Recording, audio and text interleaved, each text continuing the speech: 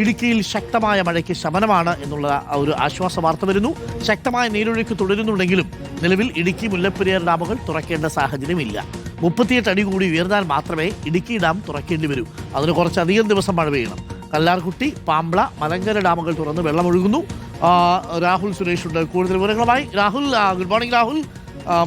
കനത്ത മഴയ്ക്കൊരു നേരിയ ശമനം വന്നിട്ടുണ്ട് അല്ലേ? ഇനി വലിയ ഡാമുകൾക്കൊന്നും ആശങ്കയില്ല എന്നാണ് മനസ്സിലാക്കുന്നത്. പൊതുവേ മാനം തെളിഞ്ഞു നിൽക്കുകയാണോ ഇടുക്കിയിൽ? Very good morning doctor Arunkumar.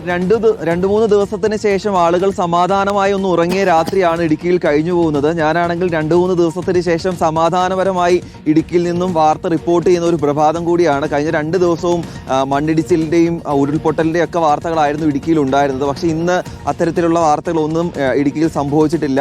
മഴ മാറി നിൽക്കുകയാണ്. പക്ഷേ ഇന്ന് ഓറഞ്ച് അലർട്ടാണ് ജില്ലയ്ക്ക് നൽകിയിരിക്കുന്നത്. മഴമേഘങ്ങൾ തന്നെയാണ് ഉള്ളത്. മഴ പൂർണ്ണമായി മാറി എന്ന് പറയാൻ കഴിയുന്ന ഒരു സാഹചര്യം നിലവില്ല. മഴമേഘങ്ങൾ ഉണ്ട്. നമ്മൾ ഈ കാണുന്നത് ഇടുക്കി ഡാമിൽ വെള്ളം നിറഞ്ഞു കിടക്കുന്ന ഒരു കാഴ്ചകൾ കൂടിയാണ്. നിറഞ്ഞിട്ടില്ല. 2346 അടിയാണ് നിലവിൽ ഇടുക്കി ഡാമിലുള്ള സംഭരണ ശേഷി എന്ന് പറയുന്നത്. ഇനിയും 10-35 അടി ഉയർന്നാൽ മാത്രമാണ് ഇടുക്കി ഡാം തുറക്കേണ്ട ഒരു സാഹചര്യമുള്ളൂ. നിലവിലെ റൂൾ കർവ് അനുസരിച്ച് 2384 അടിയാണ് പരമാവധി സംഭരണ ശേഷി. അതിലേക്ക് എത്താൻ ഇനിയും കുറേ അധികം മഴ പെയ്യേണ്ടി വരും എന്ന കാര്യത്തിൽ യാതൊരു സംശയവുമില്ല.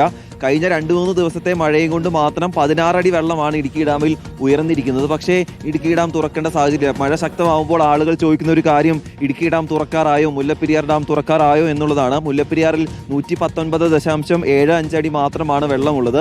അവിടെയും ഇനി ഒരു 16 അടി വെള്ളം ഉയർന്നാൽ മാത്രമാണ് നിലവിലെ റൂൾ കർവ് പ്രകാരം ഡാം തുറക്കേണ്ട സാഹചര്യമുള്ളൂ. നിലവിൽ 13 ക്യാമ്പുകളിലായി 200-ലധികം ആളുകൾ കഴിയുന്നുണ്ട്. ഇന്ന് മഴ മാറി നിൽക്കുകയാണെങ്കിൽ ഒരുപക്ഷെ ആ ആളുകൾക്ക് വീട്ടിലേക്ക് സമാധാനപരമായി തിരികെ പോകാവുന്ന ഒരു സാഹചര്യം കൂടിയുണ്ട്.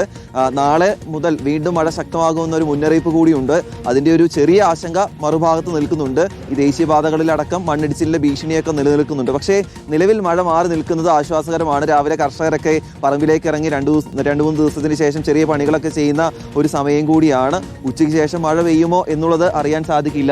ഈ സ്ഥലങ്ങളിലൊക്കെ ചെറിയ രീതിയിലുള്ള മഴയൊക്കെ പെയ്യുന്നത് നമുക്ക് ഇവിടെ നിന്ന് നോക്കുമ്പോൾ കാണാൻ സാധിക്കും. ആ കാണുന്ന മേഖല എന്ന് പറയുന്നത് വാഗമൺ, ഉപ്പുതറ മേഖലയൊക്കെയാണ്. പീരുമേട് ഉൾപ്പെടുന്ന മേഖലയൊക്കെയാണ്. അവിടെ ചെറിയ രീതിയിലുള്ള മഴയൊക്കെ പെയ്യുന്നത് നമുക്ക് ഈ മലമുകളിൽ നിന്ന് നോക്കുമ്പോൾ കാണാൻ സാധിക്കും. എന്നാലും പൊതുവെ ഇടുക്കിയിൽ മഴ മാറി നിൽക്കുന്നത് ആശ്വാസമാണ്. Thank you. രാഹുൽ സുരേഷാണ്. മനോഹരമായ സ്ഥലമല്ലേ ഇത്? കാണുന്ന സമയത്തൊന്ന് ഇടുക്കിയിലോട്ട് പോയാലോ എന്ന് തോന്നും. പക്ഷേ ഇപ്പോൾ പോകണ്ട കേട്ടോ.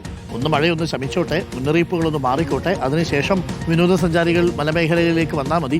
മഴ പെയ്ത് തോർന്ന് കിടക്കുന്ന ഇടുക്കിയെയും വയനാടിനെയൊക്കെ കാണാൻ നല്ല ഭംഗിയാണ്. പക്ഷെ മഴ പെയ്യുമ്പോഴുണ്ടല്ലോ ആ ഇടുക്കിയിലേക്ക് പോയാൽ അല്പം ആശങ്കയുമാണ്. അപ്പോൾ എന്തായാലും ഇടുക്കിയിൽ മാനം തെളിഞ്ഞു നിൽക്കുന്നു എന്ന് രാഹുൽ സുരേഷ് റിപ്പോർട്ട് ചെയ്യുന്നത് കേൾക്കാൻ തന്നെ ഒരു ആശ്വാസം.